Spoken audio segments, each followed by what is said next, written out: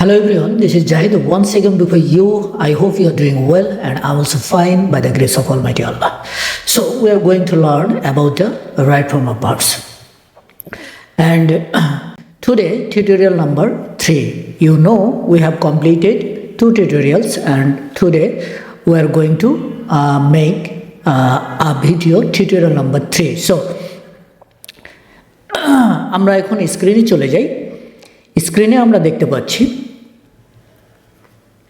each boy come here. তো firstly আমি কি বলেছিলাম? ফার্স্টলি বলেছিলাম যে রাইট ফর্ম ভার্বস করতে গেলে আমি প্রত্যেকটা টিউটোরিয়ালে আপনাদেরকে আমি মনে করিয়ে দেব। তোমাদেরকে মনে করিয়ে দেব অবশ্যই যে ফার্স্ট অ্যাকশন কি সেন্টেন্সটাতে কোনো টাইম আছে কিনা বা টাইমের উল্লেখ আছে কিনা বা এমন কোনো ওয়ার্ড আছে কিনা যেখানে বা গ্রুপ অফ ওয়ার্ড আছে কিনা যেটা আমাকে টাইমের কথা উল্লেখ করিয়ে দেয়।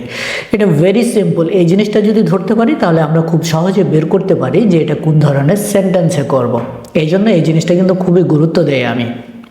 তো যাই হোক, এখানে এখন আমি স্ক্রিনে দেখতে পাচ্ছি যে ইচ বয় কাম হিয়ার এবং এমন কোনো এখানে গ্রুপ ওয়ার্ড বা ওয়ার্ড নেই যেটা আমাকে টাইমের কথা বলে দিচ্ছে, অর্থাৎ কোন টাইমে কোন সময়ে এটা হয়েছে বা করছে। অ্যাজ ইউজুয়াল এটা একটা তাহলে কি নর্মাল মানে কি যে জিনিসটা সব সময় হয়ে থাকে। তো যে জিনিসটা সব সময় হয়ে থাকে সেটা সাধারণত আমরা প্রেজেন্ট সিম্পল করি, ওকে। বাট এটাকে আমরা অনেক সময় পাস্ট সিম্পলও করতে পারি, ভুল হবে না, অসুবিধা নেই। বাট যখন এটা কোনো একটা প্যাসেজের সাথে হবে, যদি প্যাসেজটার ঘটনা যদি অতীতে হয় তখন কিন্তু অবশ্যই অতীতে করতে হবে, পাস্ট সিম্পল করতে হবে। But in generally as a single sentence আমরা অবশ্যই এটা প্রেজেন্ট সিম্পলই করব।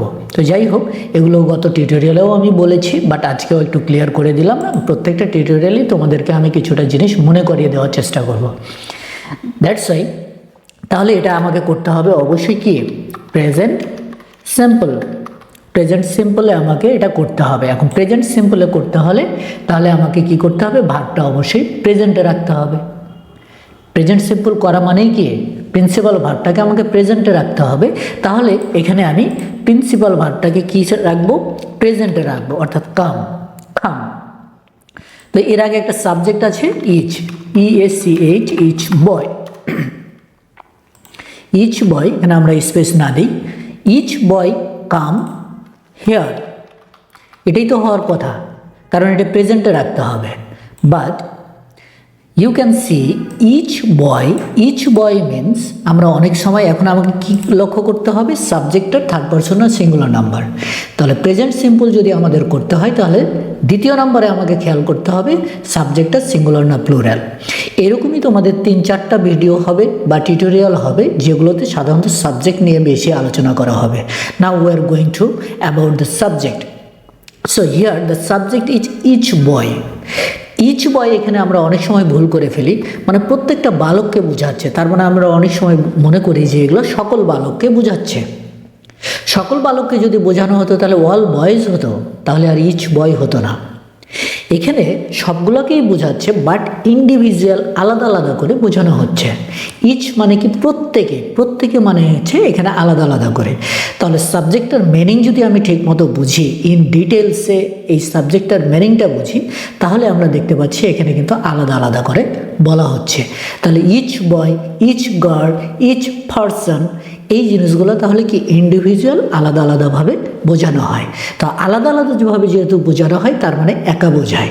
দ্যাটস ওয়াই এটা আমাদেরকে অবশ্যই সিঙ্গুলার নাম্বার করে নিতে হবে। সিঙ্গুলার নাম্বার ধরেই আমাদের এটা প্রেজেন্ট সিম্পল সেন্টেন্সে আমাদের করতে হবে। ওকে, সো ইটস বয় যদি এখন আমরা কে পেলাম, তাহলে এটা একটা সিঙ্গুলার পেলাম। তো সিঙ্গুলার এবং থার্ড পারসন, যেটা সিঙ্গুলার সেটা থার্ড পারসন, তাহলে এটা হচ্ছে কি third person singular number. That's why কামের সাথে কি হবে? এস অবশ্যই যুক্ত হবে। তাহলে কামের সাথে এস যুক্ত হয়।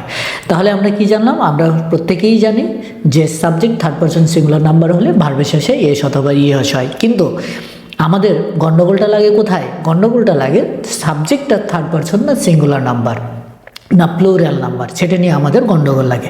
আশা করি কোনো সাবজেক্ট যদি ইচ দিয়ে শুরু হয় এবং ইচ বয়, ইচের পর যদি যে কোনো নাউন থাকতে পারে, each boy, each girl, each person, each table, each room, each house, তাহলে এগুলো সবগুলোই কি হবে, সিঙ্গুলার হবে, কারণ এগুলো আলাদা আলাদা করে এক একটাকে আলাদা আলাদা করে বোঝাচ্ছে। সো একই কথা অনেকবার হয়ে গেল যাতে তোমাদের কাছে মনে রাখতে সুবিধা হয়। দেন we are going to next sentence, everybody wish to be happy। এখানে কি বলা হচ্ছে, এভরিবডি। তাহলে এভরিবডি, এভরি মানে কি, এভরি মানেও কিন্তু প্রত্যেকে, ইচ মানেও হচ্ছে প্রত্যেকে, জাস্ট এটা একটা সিনোনিম। তাহলে ইচ মানেও আলাদা আলাদা করে যেমন বোঝাচ্ছে, এভরিটা মানেও তোমার এখানে আলাদা আলাদা করেই বোঝাচ্ছে। ইচ বডি, প্রত্যেকটা মানুষকে আলাদাভাবে এখানে বোঝাচ্ছে, that's why it's a singular. So we can use the wishes. So answer is everybody wishes. তো উইশের সাথে এস অথবা ইএস যুক্ত করতে হয়, তো এখানে কি হবে, উইশের পর ইএস যুক্ত হয়, wishes to be happy. So that's all.